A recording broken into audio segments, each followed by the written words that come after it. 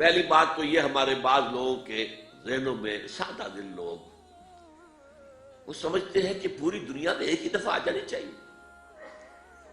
یہ کوئی علاقائی خلافت تو نہیں ہو سکتی، خلافت تو عالمی ہوتی ہے. ان سے میں کہتا ہوں عالمی خلافت کب تھی جناب؟ یہ تو نہ خلافت راشدہ میں عالمی تھی. کیا ہندوستان شامل تھا اس میں؟ کیا چین شامل تھا؟ کیا یورپ شامل تھا؟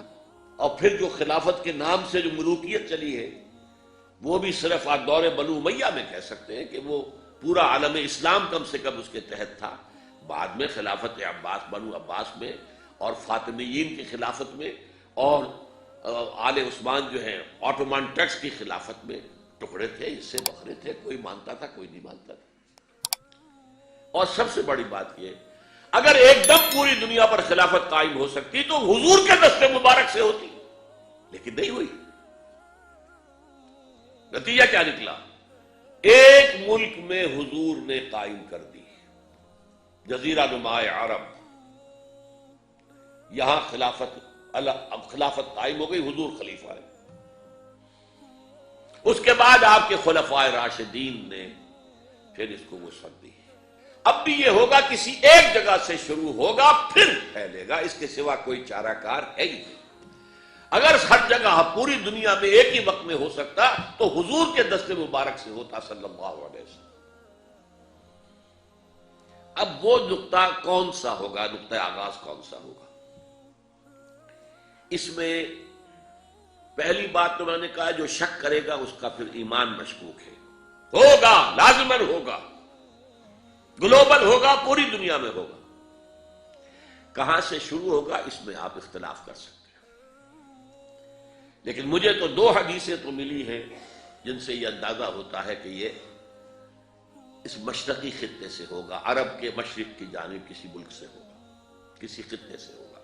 وہ حدیثیں بھی اب آپ پڑھ لیجئے. پہلے ہندوستان اور خراسان یعنی موجودہ افغانستان کا ذکر.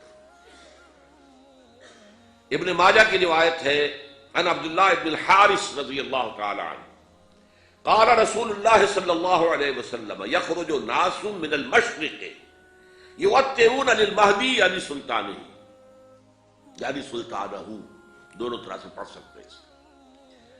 حضرت عبداللہ ابن حارث فرماتے ہیں رضی اللہ تعالی عنہ کہ حضور نے ارشاد فرمایا مشرق کی طرف سے وہ فوجیں نکلیں گی، لوگ آئیں گے جو عرب میں مہدی کی حکومت قائم کریں گے.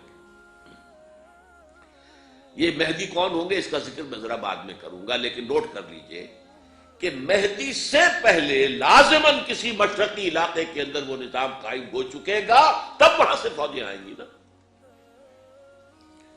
یہ مشرق کون سا ہے؟ عرب کے مشرق میں آپ چلیے ایران بھی آ جائے گا، افغانستان بھی ہے، پاکستان بھی ہے، اور اگر اس سے اور توسیع دیں تو ہندوستان بھی ہے. یہ ہے عرب کا مشرق. اس سے فوجیں جائیں گی. اس کا کیا مطلب ہے کہ اس میں سے کسی جگہ پر نظام خلافت پہلے قائم ہو جائے گا تاکہ وہاں سے فوجیں جائیں گی جو جزیرہ نما عرب میں حضرت مہدی کی حکومت کو قائم کریں گی. اب دوسری حدیث سنیے. یہ سنن ابن ماجہ کی حدیث تھی جو میں نے آپ کو سنائی، آپ نے پڑھی. دوسری عن ابی ہریرہ رضی اللہ تعالی عنہ، یہ ترمذی شریف کی روایت ہے. قال قال رسول اللہ صلی اللہ علیہ وسلم یخرج من خراسان رایات سود لا يردها شیء حتی تنصب بایلیا. خراسان کے علاقے سے سیاہ جھنڈے لے کر فوجیں آئیں گی، ان کا رخ کوئی موڑ نہیں سکے گا، ان کو پیچھے پھیر نہیں سکیں گے کوئی بھی، یہاں تک کہ وہ یروشلم میں جا کر جھنڈے نصب کر دیں گے. ایلیا حضور کے زمانے میں یروشلم کو کہتے تھے. یہ یروشلم تھا جب حضرت سلیمان کی حکومت تھی اور یہاں پر معبد سلیمانی، ہیکل سلیمانی قائم ہوا. پھر یہ یروشلم ہی رہا ہے تاریخ میں، یہاں تک کہ سن 70 عیسوی میں جب ٹائٹس رومی جنرل نے اس کو گرایا، ختم کیا، سیکنڈ ٹیمپل گرا دیا اور یہاں سے یہودیوں کو کہا نکل جاؤ، یہاں سے کوئی یہودی باقی نہیں رہا، تب بالکل تہو بالا برباد کر دیا. اس کے کوئی 150 سال بعد ہیڈریان، رومن ایمپرر ہیڈریان، اس نے پھر دوبارہ آباد کیا اس شہر کو۔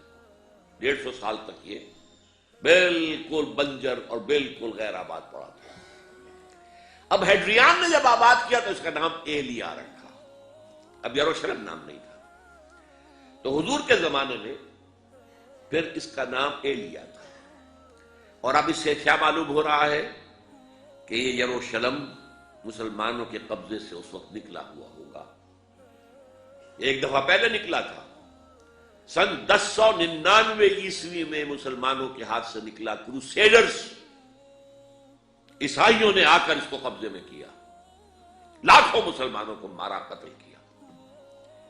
اس کو 1187 عیسوی میں واپس لیا ہے۔ کس نے لیا ہے؟ صلاح الدین ایوبی، کرد۔ عرب کھوکھلے ہو چکے تھے، عربوں نے کھویا، واپس نہیں لے سکے، بہت حکومت کر چکے تھے، 400-500 برس کی حکومت کر کے، اور ان کے عیش اور ان کے آرام، اب ان میں جان نہیں تھی کہ وہ واپس لے سکے۔ واپس لینے والا گرم کرد خون تھا، صلاح الدین ایوبی۔ تو گویا کہ اب آپ سمجھئے کہ 88 برس تک عیسائیوں کا قبضہ رہا یروشلم پر۔ اب 1967 میں یہودیوں نے قبضہ کیا ہے، اور اب 38 برس تو ہو گئے، 88 نہیں تو 38 برس تو ہو گئے ہیں۔ لیکن وہ دور آئے گا کہ اب پھر لیں گے، لینے والے عرب بھی نہیں ہوں گے، خراسان کے علاقے سے فوجیں آئیں گی۔ یہ خراسان کیا تھا؟ ایلیا تو میں نے آپ کو بتا دیا، یروشلم کا نام ہے۔ خراسان اس زمانے میں ایک بہت بڑے ملک کو کہتے تھے، کچھ حصہ پاکستان کا بھی اس میں شامل ہے، کچھ حصہ ایران کا بھی ہے۔ ایران کے اس حصے کو اب بھی خراسان کہتے ہیں، وہ ایک صوبہ ہے۔ خراسان ایک صوبہ ہے ایران کا، چھوٹا سا۔ پاکستان میں خاص طور پر یہ جو علاقہ مالاکنڈ ایجنسی کہلاتی ہے، اس سے اوپر جتنا علاقہ ہے، اور یہ جو واخان کی ایک پٹی آتی ہے اوپر، واخان افغانستان کی ایک پٹی سی دم سی چلی آتی ہے، جو جا کر چائنا کی سرحد سے مل جاتی ہے، یہاں سے لے کے یہاں تک یہ جو مالاکنڈ کا وہ درہ ہے اور پہاڑ ہے، یہ بھی خراسان کا حصہ ہے۔ باقی تقریباً 2/3 آف افغانستان ساؤدرن حصہ نہیں ہے خراسان کا حصہ، یہ سیستان کہلاتا تھا، یہ خراسان نہیں ہے۔ لیکن یہ کہ اوپر کا 2/3 آف افغانستان، اور اس کے ساتھ یہ جو عرب، جو اب یہ ترک ممالک آزاد ہوئے ہیں سوویت یونین کے ڈسولوشن کے ساتھ، یہ سارا علاقہ کہلاتا ہے خراسان بزرگ، دی گریٹ خراسان۔ ایک مرتبہ ایک یہاں کا جو کونسلیٹ ایران کا، وہ آئے تھے میرے پاس، ان کے ایک اہم آدمی، ان سے میں نے پوچھا خراسان، تو پہلے تو ان کا خراسان ہمارا ایک صوبہ ہے، میں نے کہا نہیں مجھے خراسان، او خراسان بزرگ، وہ جو دی گریٹر خراسان کی بات کر رہے ہیں، وہ یہ تھا۔ پھر میں نے اور دریوں سے بھی تحقیق کی، پہلے خیال تھا کہ پورا افغانستان اس میں شامل ہے، لیکن اب معلوم ہوا کہ نہیں، یہ جو جنوبی حصہ ہے یہ سیستان کہلاتا تھا، کچھ بلوچستان کا حصہ اس میں شامل تھا، اور کچھ یہ جنوبی حصہ افغانستان کا۔ یہاں سے فوجیں جائیں گی، اور یہ فوجیں جا کر خراسان سے چل کر ایلیا پہنچیں گی، یروشلم پہنچیں گی، اور اپنے جھنڈے گاڑ